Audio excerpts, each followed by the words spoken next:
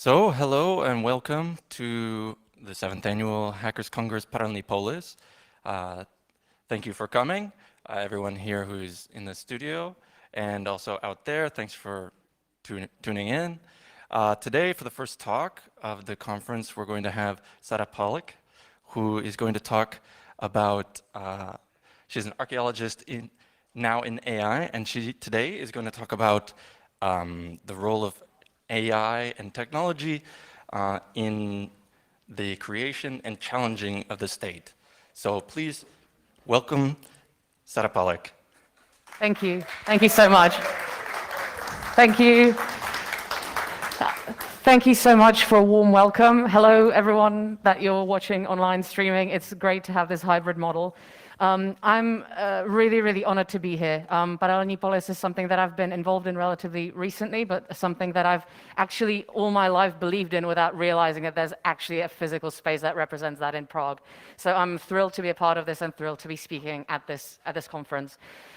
Originally, I'm an archaeologist and cognitive evolutionary anthropologist who got sick of academia because it took too long and not much was moving, and it was a really kind of weird system that didn't really suit me. So I went into startups, I went into tech, and I've spent there probably like the last 8 years in various startups, whether they were based in New Zealand, Los Angeles, or London, where I lived almost 10 years, hence the stupid accent. I picked that up from Monty Python, pretty much. What I'll be talking about today is actually bridging that gap between AI and archaeology, because right now the way that we view technology is through a very narrow lens. Like, we've got our phones, we hear artificial intelligence being spoken about all the time, but actually if we look at the long vista of human history, there's a lot of other inventions like writing, fire, stone tools that created a huge social revolution, and I think that we need to view the technological world that we live in now through a similar lens. So what I'm going to try and do is bridge that gap today, and also show you how traditionally technologies have been used to both challenge but also uphold the state. So today's agenda, by the way, I'm sorry, just going to close the door because as much as I love popular music, I'll get thrown off. I'm like an 80-year-old man in a 20-something-year-old body.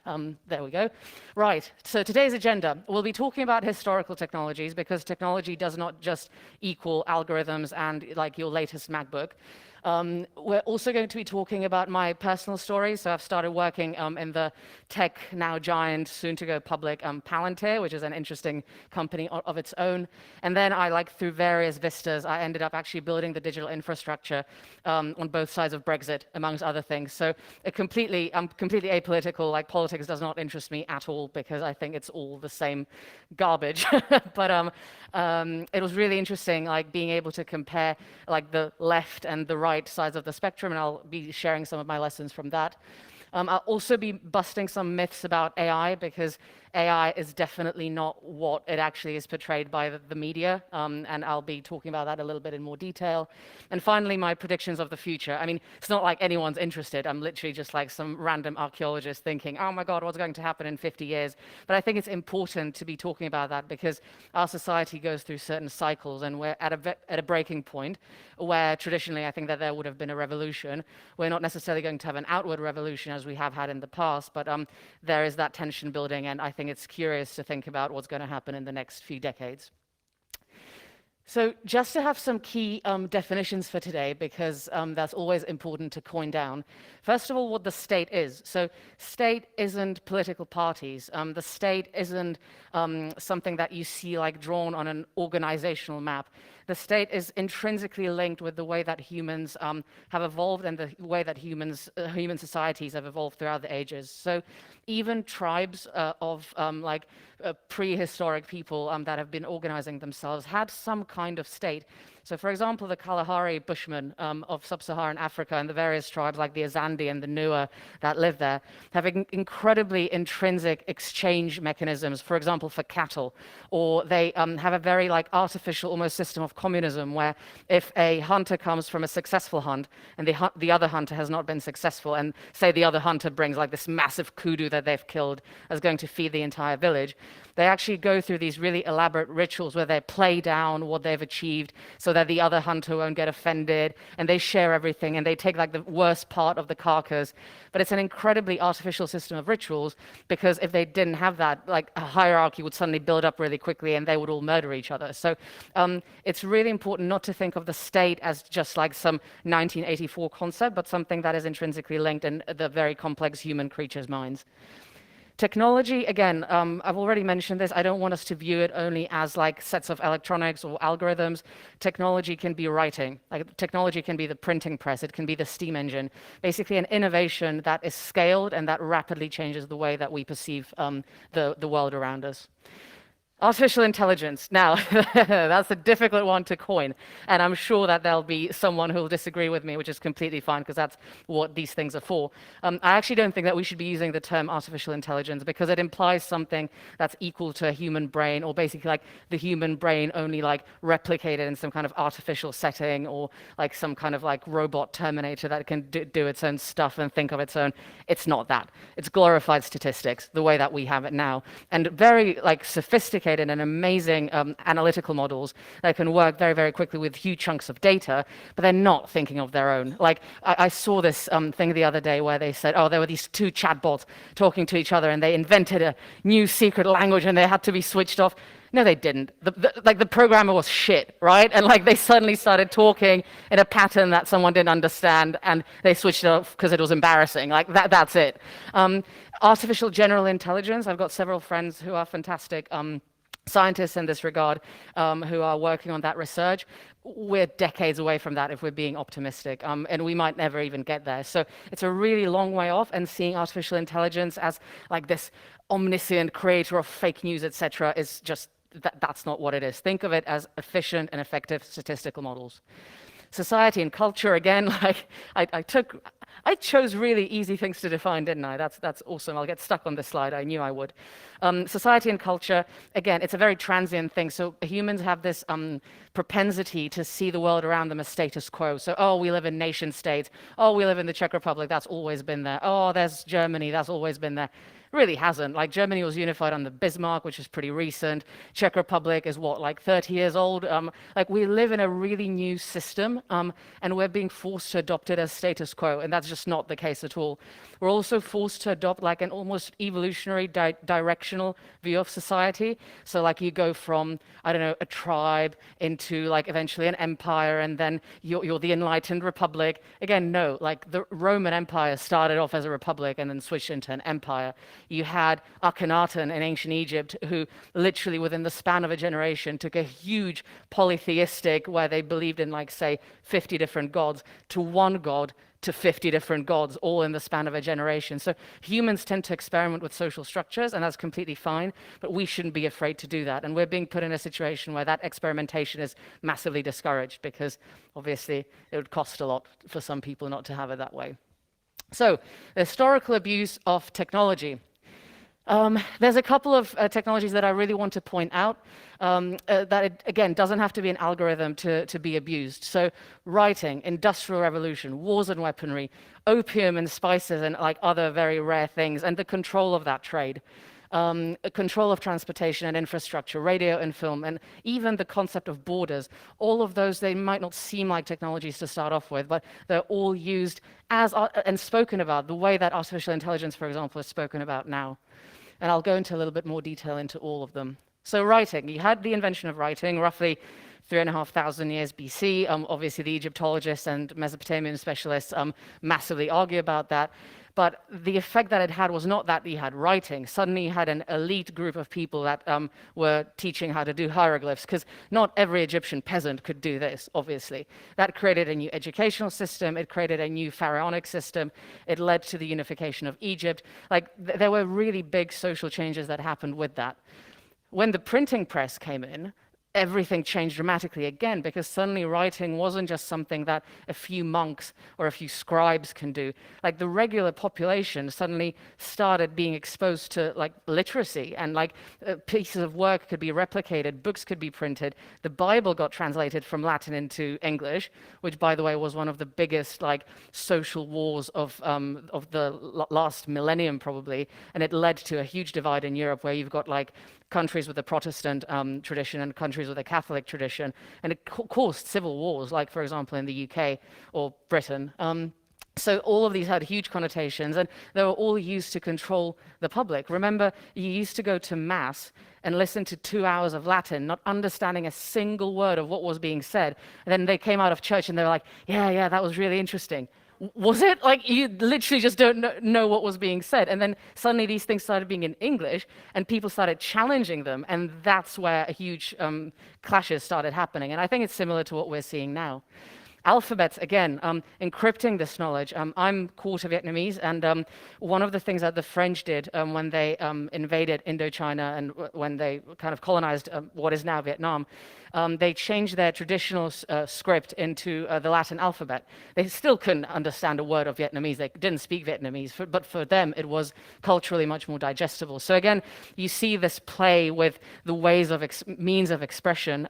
Mao, for example, in China, he tried to actually do the same to the Chinese script, but there, because Chinese is so connected to Confucian philosophy, he actually found out that despite the disgusting dictator that he was actually unable to push culture that far. People were holding on to that. So it's really interesting to just observe, like zoom out and see what has been happening through history. And obviously cryptic messages, things like Enigma, fighting wars, where writing was absolutely key and often like the turning point in a very bloody conflict. It just shows the huge power of this invention. The industrial revolutions that have happened, from the steam engine to electricity, like the adoption of electricity was basically a political coup. Like the whole AC versus DC current wars, it was the whole Columbia exposition, it was the World Fair. All that was about that people wanted to get like the state money to be the one, like the Edison versus the Westinghouse company, to be able to provide their type of current. Again, it wasn't a technological war, it was a political war. And we can see all these inventions being politicized. The same with steel production, mining, all the tolls that various countries have placed on each other, the splendid isolationism of Britain when it came to trade, the same that happened to America at the start of the 20th century. You can see these things being massively manipulated. And of course, then from them come the social theories. So Marx and Engels, they actually started working with the new rising working class in the UK, where you again started to have this friction of like 5-year-old kids working in mines, but at the same time, like they had to be educated, and like they couldn't do both.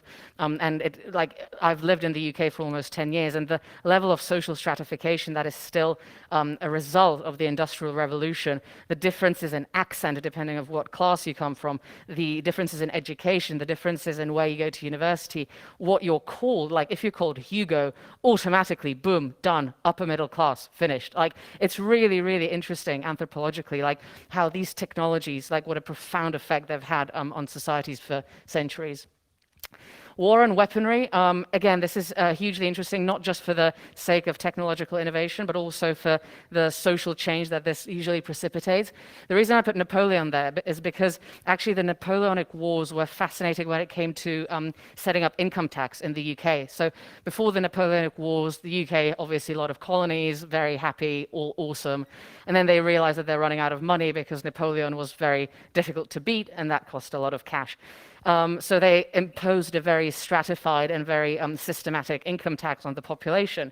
But again, like we see income tax as something, oh, well, that's always been there.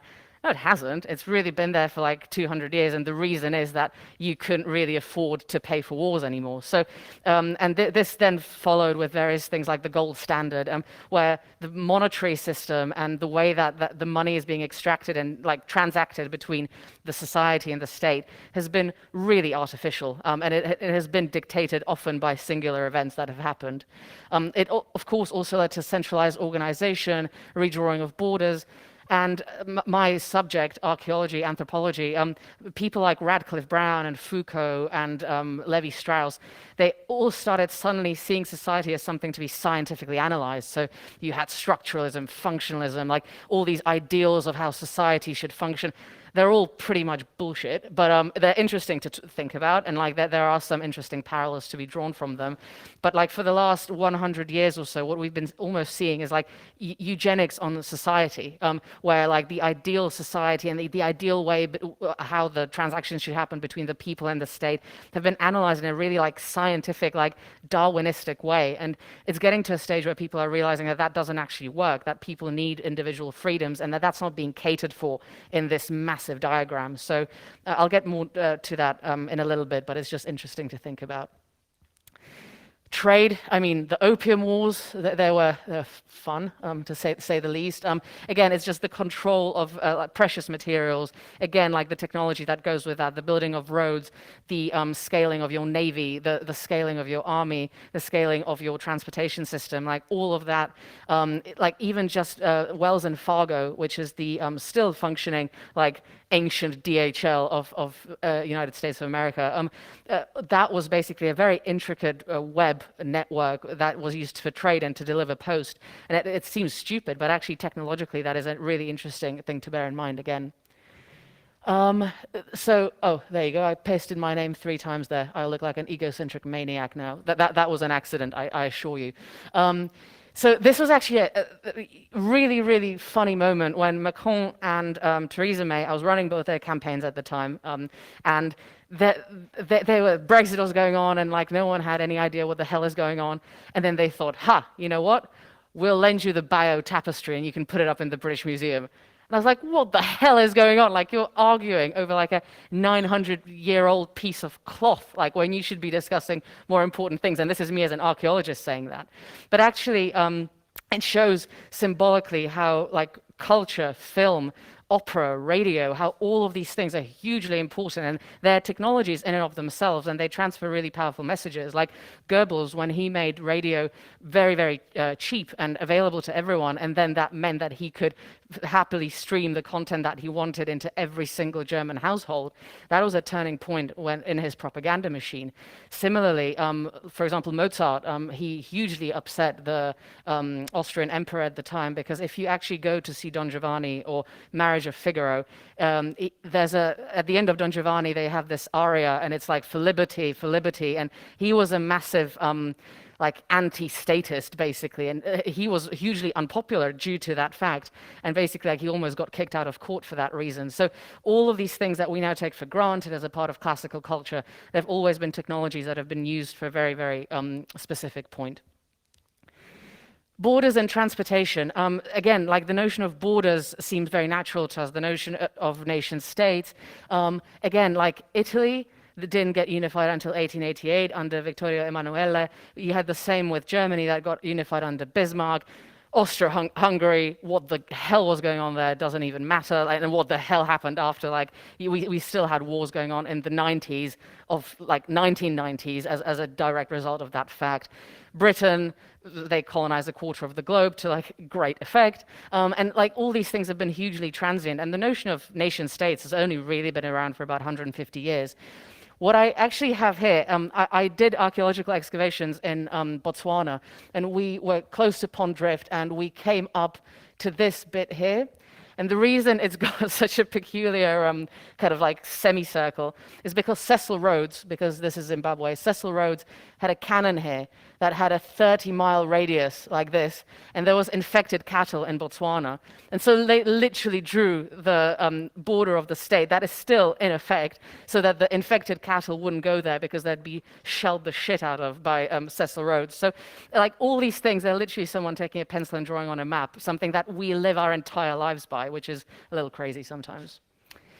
So from Palantir to Brexit, my humble story. So Palantir, I started working there in 2014. We're building up from the HR perspective. That's where I started, because not many options for an archaeologist who wants to go into tech and change from month to month. We were recruiting like 1,000 people for their London office. It was crazy. It was really intense. They were looking for 1,000 unicorns. It's like, okay, good luck with that. That's just not very scalable, but fine.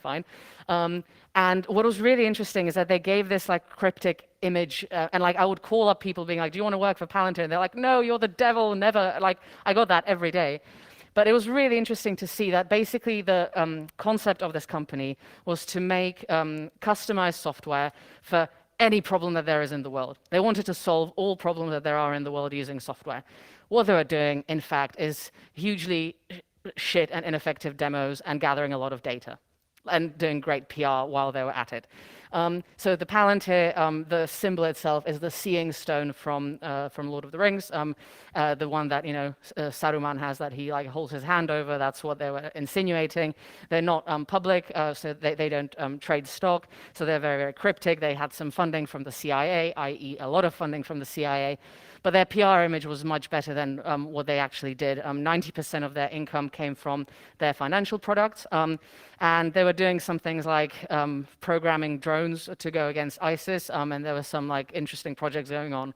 But it was really interesting, actually, more than their actual products, to observe the psychology of the company. And we see this with these huge technological giants like Google, Facebook, Palantir for that matter, that you almost get this state within a state develop. Like the rituals that happened there, like Alex Karp, who was the CEO, and I think he still is the CEO, had this like inner circle, and that they all like drank whiskeys on Thursdays and like did Tai Chi, and it was really peculiar, and like they wouldn't share information like with the outer circle, and they were very proud of that they're like this segmented, like cryptic inner society, and it was just fascinating to see this new class of person almost emerge in society, and that is something. That is just the image versus reality, is like the technological hype that is around us, the fact that these companies are really taking over our minds with the image that they kind of spread around themselves. I think it's really important to bear in mind that a lot of this fear that's being installed in us, there's not necessarily always a real technological threat. There's much more of a psychological threat, that they seem like these cool problem solvers, and actually they're just taking a shit ton of your data. So this is something important to bear in mind, and like the huge takeaway that there was from me from this experience. I then went into Nation Builder. Nation Builder, I had much more hands-on. I was one of the people opening up the London office, so there was literally 3 of us. I held like 40, 50 different accounts. As I said, both sides of Brexit, several American presidential campaigns, French presidential campaigns, some Albanian elections, which was crazy. I'll tell you about that in a second.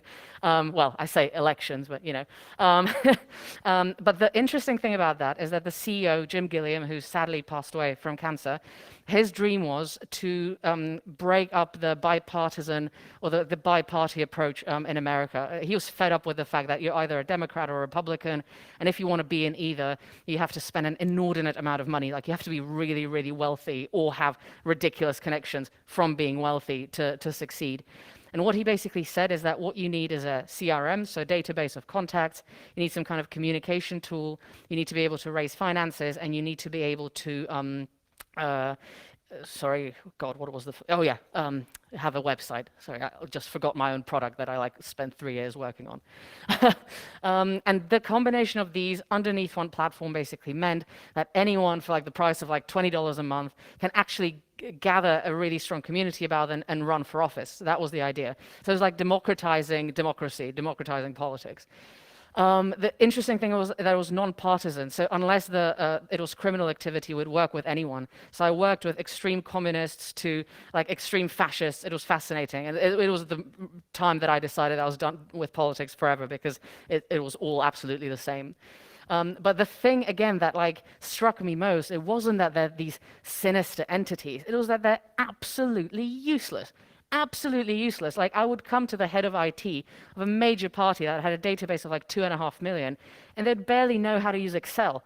It was so bad. The Democrats in the US, they have this ancient system called NGP-VAN, which is basically like this lobby system, and they have to use only that. It looks terrible. You can't connect anything to it. The API is pretty much non-existent. And even the candidates are saying, look, you're not actually giving us the technological tools to succeed. I'm not even talking about like the levels of encryption or not, like lack of that happened there. So again, like the threat, like the state, we see it as like this, like, oh my God, this huge thing above us, but they're useless. They're absolutely useless. I didn't come across a single party where I'd think, wow, okay, you guys know what you're doing. It was holding their hands, having a call with them 3 times a week.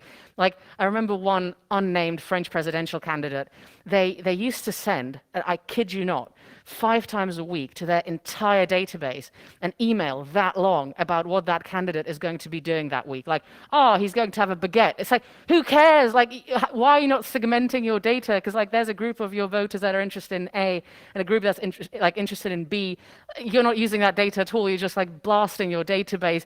You don't care about like if your IP address is warm. Like, you've given up on that. You don't even know what an IP is. But it was just really hard work. And I think that actually scares me the most, because we're not talking about AI anymore. We're talking about massive amounts of data being in the hands of people who are absolutely incompetent. And that's actually, I think, a huge threat. I got to tell you about the Albanian election. So basically, I flew to Albania, and I came there, and no one turned up. I was meant to train them up on the system. No one turned up until like noon. We're meant to start at like 8, but fine. And then they turned up, and like they were like, they want vodka. I was like, no vodka. Like, please, let's just like do some work. And the first thing that they did is that they sat down and they were like, we want the database of like the rival party. I was like, excuse me? Like, okay, no. And they're like, no, we want the database. You don't understand how it works here. It's like, I don't care how it works here. I know how it works in international law and like data privacy. I'm not giving you a database. So they bungled me into a Mercedes with blacked out windows, drove me into the Albanian mountains, poured me some red wine, gave me literally like half a sheep to eat. And they're like, you'll give us that database. I was like, look, you bribing me with roast sheep is not going to make me give you your data. Like, just no, that's not going to happen. So they tried for about 4 hours, and then they're like, okay, she's not giving us the database. I was like, okay, like same time, same place tomorrow? Or like, what's going to happen? But like, it was hilarious in that, for example, their canvassing or their campaigning was that they used to go door to door pretending that they're like a dog charity. And they used to collect really sensitive information about the people. They bought everyone on the campaign trail a tablet. And they're all entering like their addresses, emails, social media, but they'd pretend they're like raising money for dogs. And it was just like, what? Like, how's this working? And again, you just realize that like the state does not have its shit together. And like, I saw this all over the world. And obviously, there's details I can't go into because of an NDA, but like, trust me, like they don't know what they're doing. And that brings me on to the myth of AI. So I think the biggest myth is that we've got strong AI or like artificial general intelligence. There's several people who claim they have it, like OpenAI, DeepMind. There's several startups popping up that they're really close. We're not close, because if we were close, if we already had it, that person would literally control the globe. That's not happening. Again, they're very advanced, very useful, fantastic statistical analytical models, but that whole like Cambridge Analytica spiel of they ran a secret algorithm on your data and now they're winning elections and you don't know how. Bullshit. No, that's not how it works, and I'll get to that in a second. Again, the state is competently and cleverly using your data and feeding it into sophisticated algorithms. No, they've got unencrypted databases. Pavel actually, like, a few weeks back when the Slovakian Ministry of Health just left like 400,000 records lying there with people's diagnoses and emails and numbers. They're not competently using your data. They're just collecting it. Or people are not educated enough about where their data is going, and they're just sending it off to giants like Facebook and Google. And just by searching in Google, you're already leaving behind a massive digital map of who you are, and we're giving that data away like it was worthless. Think of it, if we had like a golden mine or a lithium mine, we wouldn't just give that away. Like, we would have trade wars over that, but we're happy to basically send all of our data to, like, for example, American servers, do whatever you want with it, and say, yeah, sure, have my data, have my grandma's data, have everything. And we're not realizing that it's that incompetence in the middle where it's being lost and leaked and used in very various ways. Also, elections are swayed by fake news and deep manipulation. They're not. One thing that really makes me angry is that by the media especially, people are being portrayed as dumb and stupid. They don't know what they're voting for. That's not true. I actually don't think that the voters are dumb sheep. Of course, in a way, humans are. But this has been a rhetoric that's been really played up lately, and it's not the case. You cannot have an election won solely by the fact that you're going to like generate a sexy piece of like fake news by an AI algorithm. First, even the GPT-3 model from OpenAI is not going to generate a piece of like fake news good enough for anyone to actually believe it at scale. But secondly, people are pissed off, and they're voting for an option that's going to shake things up. They don't necessarily believe in Trump or Brexit, but they're using that vote as a last resort of their absolute and utter frustration to be able to do something to the system. They don't actually care if it's bad. They just want to do something to the system because the status quo is really leaving them like dying. Cool. Oh, 5 minutes. Okay, that'll be interesting. I'll speed through it. And finally, that artificial intelligence is a threat to democracy. No, artificial intelligence and technology in general, if used well, is the true democracy that we can have. It's the inability to work with data properly that is the real threat to democracy. So the examples of AI in state purposes, we can see it from everything like facial recognition in crime to things like data-driven populism, so actually making policies based on what you think people might like. The generation of fake news to a certain extent, predicting votes, that's what is being used for quite a lot of the time, and often incredibly badly. The thing that the states are worried about most is, of course, cost reduction and the replacing of bureaucracy by AI, because it makes things a lot more transparent. You can't hide things so much, and also you don't need so much of the human workforce. So I think that that's where the current block is lying. Now, Cambridge Analytica, the big AI hoax, they actually made a lot of money and a lot of good PR by pretending that they can analyze psychometric data, that they know exactly who you are, who you vote, how you vote. I've seen the algorithms, I've seen the technology, I've worked with some of it. I was not part of Cambridge Analytica, but obviously I was in that crew at the time. GDPR was coming in. And again, no, it was just Facebook sharing its data lazily. And it was someone saying, okay, I see a vague correlation between this demographic and them voting Conservative or Labour, or like vote or leave. Vote, leave, or remain. It wasn't anything sophisticated. It was pretty much linear regression and clustering. It wasn't anything great. But again, what that led to is, and I'm not going to read all of this because it'd make me throw up, but this guy called Lord Clement Jones, who's like 150, said, right, okay, Cambridge Analytica, bad news everyone, AI is controlling the world, so we've got these regulations that we need to put in. And I mean, the autonomous power to hurt, destroy, or deceive human beings should never be vested in artificial intelligence. What does that even mean? Like, artificial intelligence is not some robot sitting there twiddling his fingers thinking, oh yeah, no, I'm gonna destroy these guys, I'm gonna like sway the vote this way. No, it's just statistics. And like, these regulations are regulating something that doesn't even exist. And like, what that's then doing is completely stamping on the innovation on people like you who want to start companies, who want to innovate, who want to change the world. And it's not allowing you to do that because the regulation is coming from a bunch of guys who've read something in a paper, they don't really understand it anyway, and boom, Bob's your uncle, suddenly you're not allowed to start a company, and that's just crazy. So what should we do instead? Education, education, education. Exactly basically what is happening here at Paralelní.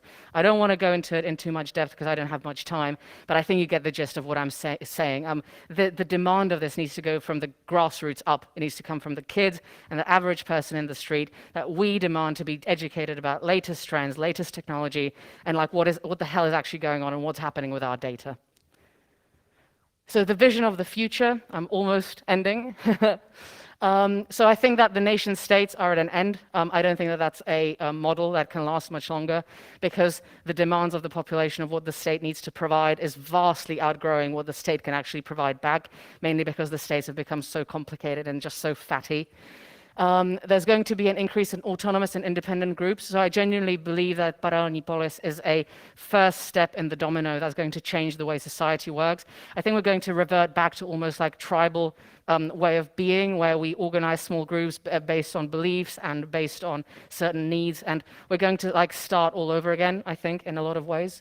There's going to be a few high-profile trials and hoaxes, so there's going to be like the Watergate of AI. GDPR is such a fuzzy legislation that no one knows what the hell is going on. Again, I was there working in politics when it came into play, and boy, was that, like, we were meant to give advice to our political clients about GDPR, like no one had any idea. Like we didn't know. They were like, oh, do we have a two-factor authentication? And we're like, I mean, yeah, if you want to be on the safe side, but doesn't actually explicitly say anywhere. So it was really, really tough. And I think that there'll be a few politically driven trials to that effect. And there's going to be a concrete breaking point, because the weights between society and the state, and like the average person and the individual and the state, is becoming really tense because of the technology that's making everything faster, more transparent, and that tension is going to break. Societies go through I mean, this can be disputed by certain academics, but go through cycles. I think that we're roughly here. We're not going to necessarily have a war or a bloody revolution, but we're going to have a political restructuring. New World Order is maybe a bit too weird and Illuminati-esque, but we're at that change. The system that we live in now, I believe, is going to break. And finally, we're going to be living as a dense network in a much more globalized world. We're going to connect in communities, and the creation of communities that exist in something like parallel polis is not something that the states are designed to deal with. And I think that that's going to be an increasing tension there as well. So thank you so much, and remember that you should dare to disrupt, because the status quo that we're in is only imaginary. So thank you.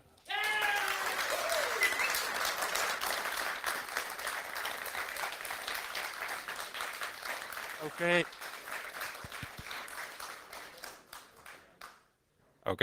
Okay. So thank you, Sara. Thank you. Nice presentation, very interesting. So I prepared some questions just in case we don't have enough from the audience. I haven't seen any in the chat. So in the room, just raise your hand and okay, cool.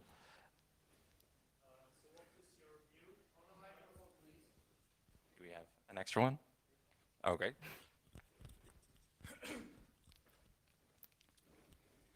What is your view on the Chinese Communist Party and their social credit score system? Are they just as technologically incompetent as Western politicians? It's a really good point. I'm probably going to say something hugely unpopular here, but I think that the China versus the West rhetoric that's being blown up is I think there's a very deliberate purpose in which way that is being communicated in the media. On the other hand, atrocities like what is happening in Hong Kong is something that needs to be dealt with. China, the problem is that they're almost eerily efficient, and they've got a hold of that data, but no one else has. So what I'm advocating for is the data to be distributed in almost like an open source way, and for the people to know exactly where it's going. What's happening in China is that a huge amount of data is being collected, but it's going into one database that a very centralized group of people is basically monopolizing. So it's an equivalent of, I don't know, some guy coming and taking all of our mobile phones and putting them into a bank vault somewhere, and like no one has any access to mobile phones. Like is hoarding of a very precious commodity. So I think that the way that it's not decentralized and the fact that it's controlled is incredibly eerie. From a technological perspective, like if those were the nice guys, it's almost fascinating because like it can lead to things like predictive healthcare, right? Because like if I go to the doctor and they can, for example, say, okay, like you're allergic to this kind of stuff, you should have this type of diet, you should have this type of medicine, and it means that I live for 20 years longer. Great, I want them to have that data, but I want them to have that trust. I want to have that trust that they're dealing with it properly.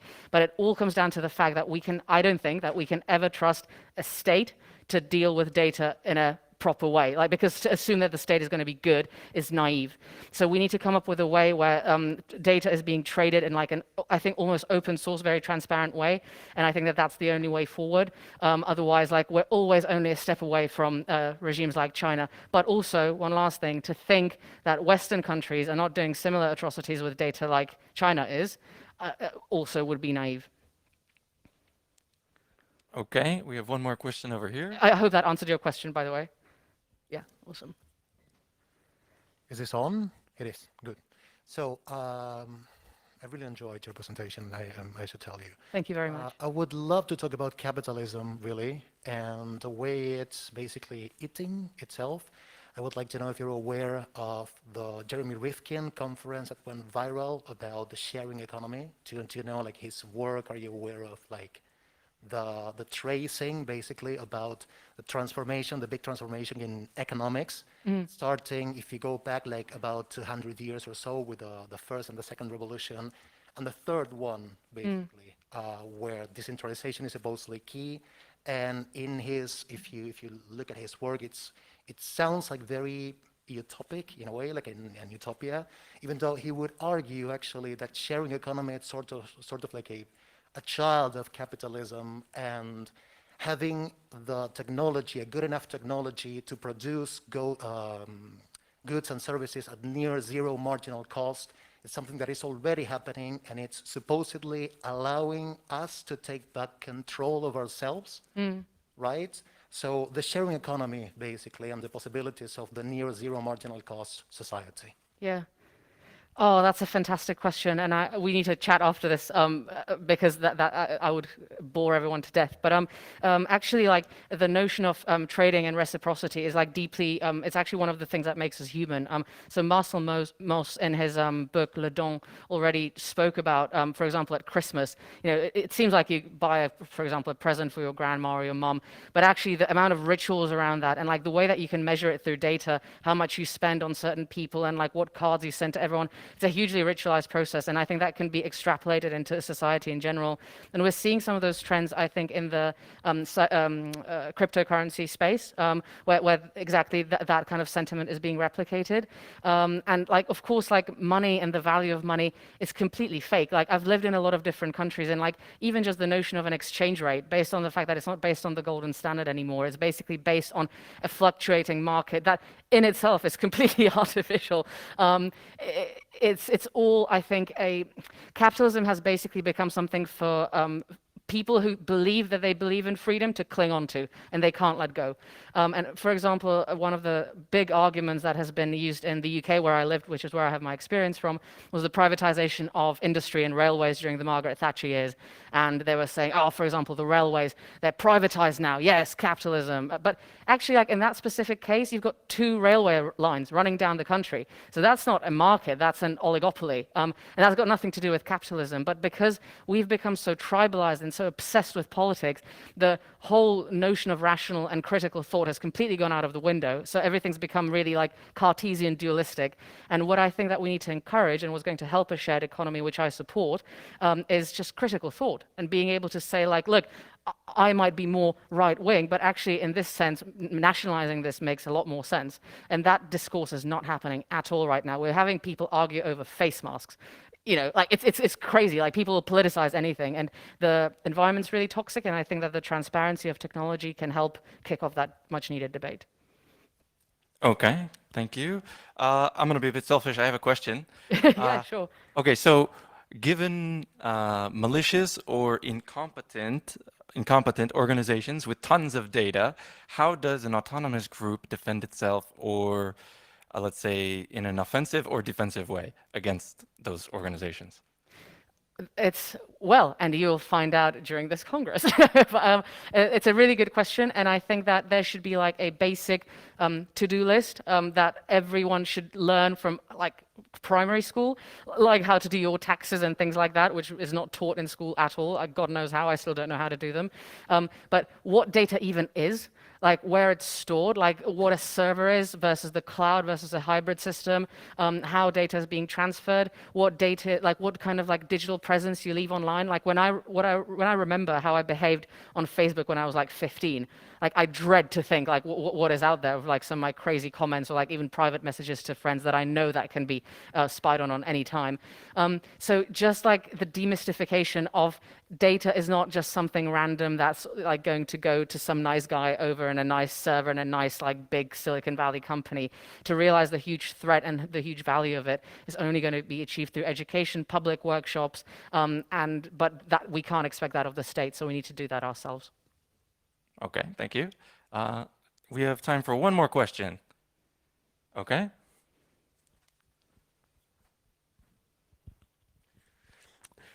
On the subject of demystifying data, I was at a conference a while ago, and someone told the story of during the German reunification, there was a debate whether the US intelligence agencies should continue to have the legal right to access all the telecommunications data in Germany, which they had while Germany was split. And the German chancellor at the time didn't really have an opinion on this and was quite okay to have it continue. Until some of his aides wheeled a large cart into his office, stacked with thousands and thousands and thousands of sheets of paper. And he asked, what is this? And they explained to him, these are all your telephone conversations that were recorded by the Stasi, which we just got from the Stasi Records Office, which had been newly created at the time. And as soon as he saw that, he realized the importance of this data that he was about to sign over. And he decided that maybe we should not continue letting everyone access our data, because when he saw it concretely, what the implications were, then he understood. Unfortunately, we don't have the liberty of doing this for everybody on the planet. So how can we concretize the importance of data to people without simply showing them their records from the NSA or whatever?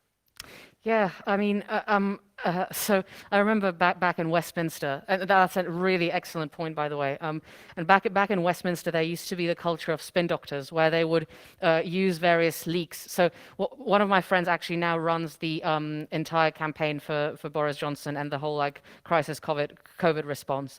It's the company Topham Guerin, and like some of the stories that he tells me are just insane. But actually, I think that the state is a great way to demonstrate that, to show off like David Cameron's private text to someone. I actually think is a really good way to show, look, like they're incompetent, we can easily hack this, and if it can happen to David Cameron, it can happen to you. I think that's a really like nice educational way without actually endangering individual freedom of people who did not ask to be exposed in this way. So the culture of leaking happens there a lot, but currently it's done by people who are not hugely technologically savvy. It's usually done when someone gets drunk somewhere, says something racist, they take a video of it, and then they blackmail them over it.